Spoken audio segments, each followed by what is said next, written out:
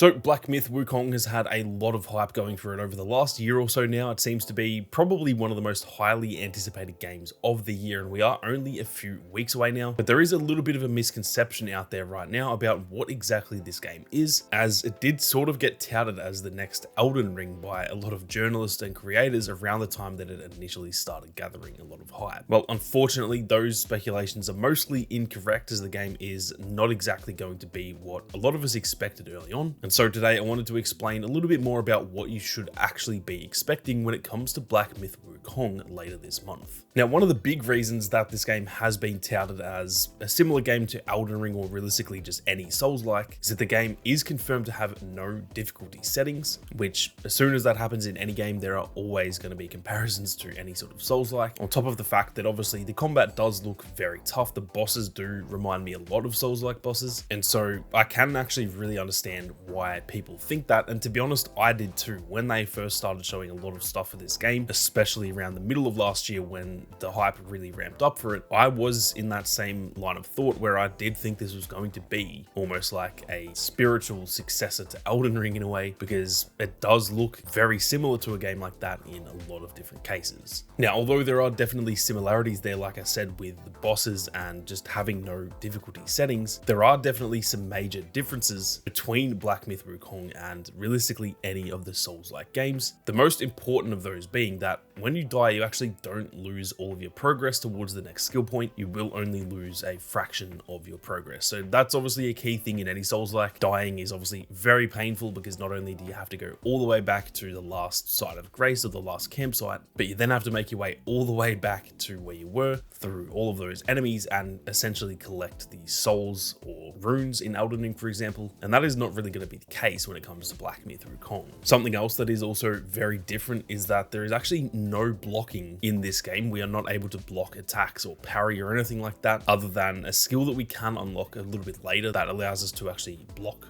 ranged attacks. But in terms of blocking melee attacks from bosses and stuff like that, there is actually no form of blocking in the entire game. Dodging is essentially our only form of defense. So that's obviously a very key difference between this game and any Souls-like. Obviously you can't dodge in those games too, but a big part of those games is blocking and parrying, and that is essentially going to be missing when it comes to Black Myth Wukong. Now, realistically, since we've learned all of this stuff about the game, it is starting to remind me a lot more of games like the recent Stellar Blade, which came out earlier this year, which did have a lot of similarities to a Souls-like in terms of the combat and stuff like that, but overall the game wasn't that similar to what you would expect from a typical Souls-like. It also does remind me a little bit of the Jedi franchise, which to be honest is awesome for me, because that is one of my favorite franchises, being such a huge Star Wars fan. And again, although the Jedi franchise did take little bits from the Souls-like genre in terms of resting and respawning all the enemies and all that kind of thing, obviously that game is not completely in line with the Souls-like. It almost cherry-picked a lot of different mechanics from a lot of different genres of games and made its own thing. So those are probably some more apt comparisons to me. Games like Stellar Blade or Jedi Survivor, for example. It does seem as though Black Myth Wukong is going to be much more in line with games like that. Hell, even with a game like God of War, than it is going to be in comparison to, like I said, a game of the genre of Elden Ring. Now, before we go any further, if you guys are new to the channel and you are interested in more Black Myth Wukong content, be sure to hit that subscribe button and turn on those notifications. There is going to be plenty more content in the lead up to launch and plenty more after that too, so make sure you don't miss out. Now, despite some of those key differences between this game and a Souls-like, there are actually a lot more similarities too that are a lot more in line with those types of games. One thing we've seen through the gameplay so far is that we do have health, mana, and stamina bars that, again, we see in essentially any Souls-like, and so that combined with a lot of the bosses that we've seen and stuff like that, and just the overall combat, it does once again become somewhat reminiscent of those sorts of games. Like I just mentioned with Jedi Survivor as well, another similarity is that enemies do respawn if you either rest at a shrine or if you die and you need to make your way back to where you were. Any games these days that have that sort of mechanic, they do always get compared to a Souls-like, but again, Jedi Survivor and Stellar Blade both had that as well. That is becoming more and more common in games these days when it comes to these sort of linear action adventure type of games that are a little bit more on the difficult side compared to some of the more casual games in the same genre. Now, like I said, the bosses do also look very reminiscent of Souls games, and to be honest, they do look very, very difficult, which I'm very excited for. Although the game does seem as though it's going to be nowhere near as difficult as a Souls-like, it does still seem like it's going to be pretty damn difficult. So I am interested to see how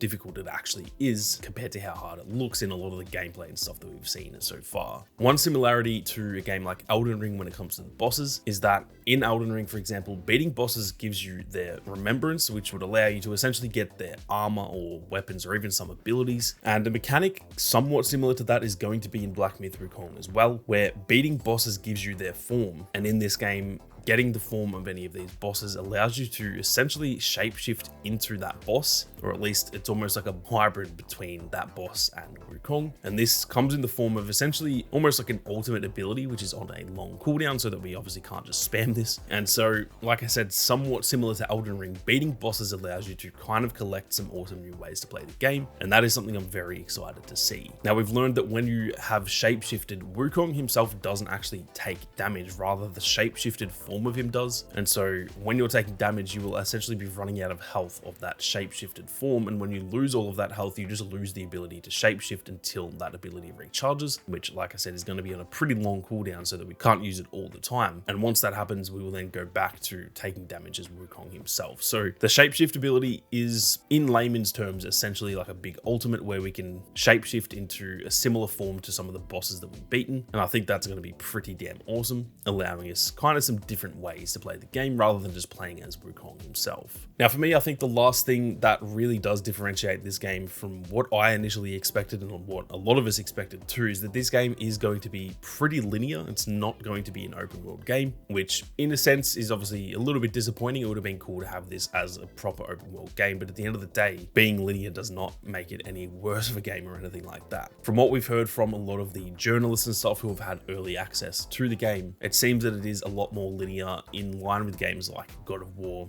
once again, Stellar Blade, and the Jedi franchises. That seems to be more how the map design is going to work, rather than this being an Elden Ring type of game where we can kind of just go out and do whatever we want and explore the world at our own pace. That being said, there is still a lot of side content from what we can see, and there are still areas to explore that are off the beaten path. So it's not just a linear A to B type of game where you just follow the main path. There is other stuff to do. And something that has been confirmed too is that this wolf boss that we can see gameplay of right here, this is confirmed to actually be an optional boss. So there are still going to be plenty of things for us to do. There's going to be some sort of like hidden or optional side bosses in the game. There is no doubt going to be hidden areas where we can go and collect new armor and stuff like that. And so although it is a little bit more linear, which I do think a lot of people sometimes see that as a negative thing, there is still hopefully going to be plenty of side content for us to do, which I am definitely very excited for. But that is going to do it for this one, guys. I'm keen to hear all of your thoughts in the comments, whether this is completely different to what you're expecting and whether or not the game does still sound interesting to you. So be sure to leave your thoughts down below. But with that being said, thank you all very much for watching. You guys have a great day, and I'll catch you all in the next one.